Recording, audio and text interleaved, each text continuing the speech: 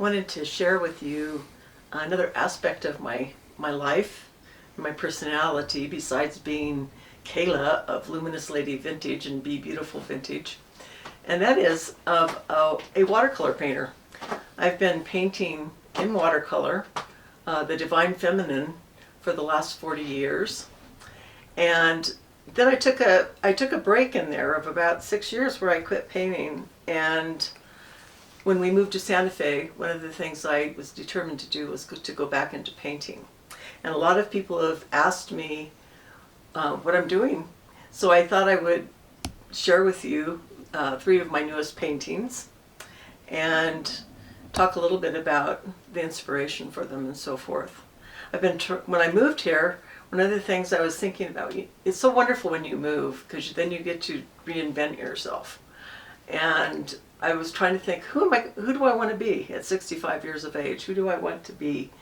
And what do I want to paint? Somehow I wanted to integrate all the different parts of myself, my love for this land, this red earth, the love for the native culture here, my Tibetan Buddhist practice, and my continued devotion to Mary and Guadalupe and all the different aspects of the Divine Feminine. So what I decided to do to get started was I have been keeping journals for even longer than 40 years. And I tend to do I do a lot of collages in them, and then I go back and sometimes they're inspiration for paintings. And I decided to use this one that has a shamaness from South America covered in feathers and the night sky and some very petroglyphs and pictographs and flowers and utilize those as the basis of this painting that I was going to work on. And I'll put this down here.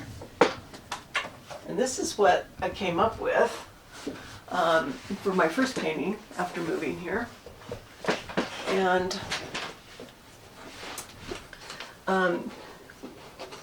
what do you want me to do? Oh, sorry. Don't forgive us. We're just learning how to do this. I'll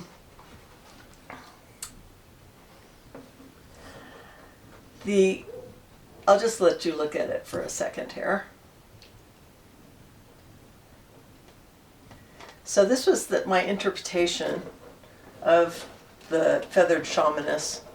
I knew that when I started painting again, I wanted to simplify what I was working on, simplify the images.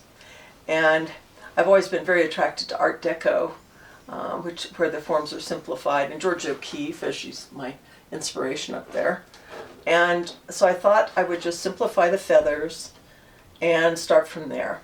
And I decided to paint her green because of Green Tara, the Buddhist of great compassion, but also because I didn't want her to be from any particular culture.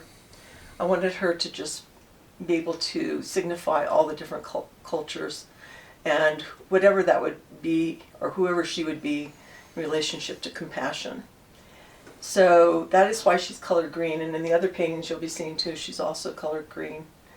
And the night sky has always been incredibly important to me. I've been a sky watcher my entire life, since I was a small child. For those of you who know about Dzogchen and sky watching, I was thinking that maybe I had done some of that in my past life because I've always been so fascinated with the night sky. So I used a combination of techniques, and I just kept reminding myself that I was playing, that this wasn't serious and that I was just going to have a lot of fun with it. So I integrated a lot of the things I love. For one thing, the use of color. I wanted to have something in regards to the water because it's so important here in New Mexico, the water forms. So I utilized a Tibetan technique that I do in my Tonka painting for doing the water behind her. And that it kind of reflects, the water spiral reflects the spiral of the galaxy here in the corner in the night sky.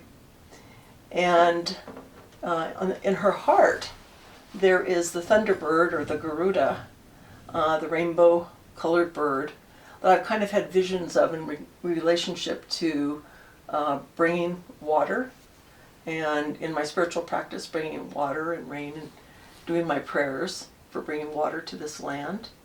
And so the Garuda is in her heart.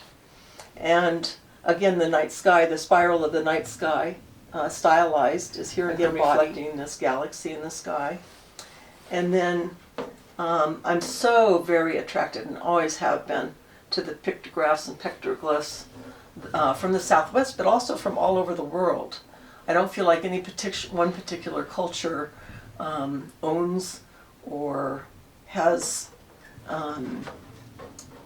the sole right to that as an art form, because they're all over the world in caves from very early on. And I've just been so fascinated with them that I've integrated them in this painting and in some of the paintings you'll see to follow. And I decided a long time ago, I created red kind of string-like paths throughout my painting. And this time I decided to do that again, to have her walking on this path to the galaxy. And I call this painting the Starpath Woman. And up here in the corner, there's the outline of a hand, which often shows up in various pictographs and petroglyphs throughout the Southwest and throughout the world. And I decided to just do the outline of the hand here against them. So it's kind of like a pictograph in front of the night sky by putting the hand there and also saying, I'm here. Here I am in the galaxy. Here I am in the universe. And so I hope you enjoyed this, and we'll do another couple of paintings here, our videos of paintings in the future. And thank you for looking at my painting, and I hope you enjoyed it. For those of you who might want to set up a painting studio, I thought I would share with you a little bit about my inspiration, because people are ask me about that all the time, where I get my ideas. Some of it comes from dreams and visions and things I see in nature and those kind of things. But I also keep close at hand, I keep my wall of books here that has lots of images in it. And I also have my shelves up here on the wall that's created kind of an altar that has images of the Virgin Mary, the Virgin of Guadalupe, of white Tara and green Tara, of Durga, of the goddess of Willendorf as representative of the sacred Earth Mother, the Buddha up there in a couple places, lots of fetishes, animal fetishes from various native traditions, and then Amma is there with her hands going like this, celebrating the rain, which is really important. And anyway, so that's one of the things that I do, and keep those close at hand, so that all I have to do for one thing, to rest my eyes, is to lift them up from the paper, because a lot of the detail work I do is makes my eyes tired. And I have this beautiful altar right in front of me that inspires me and brings me peace and rest. Or I can open up one of my books on Mary or Tara or the great goddess and scan the images, or the Native American images of dancers or petroglyphs and so forth. Anyway, so that's all for today, and I hope you enjoyed it.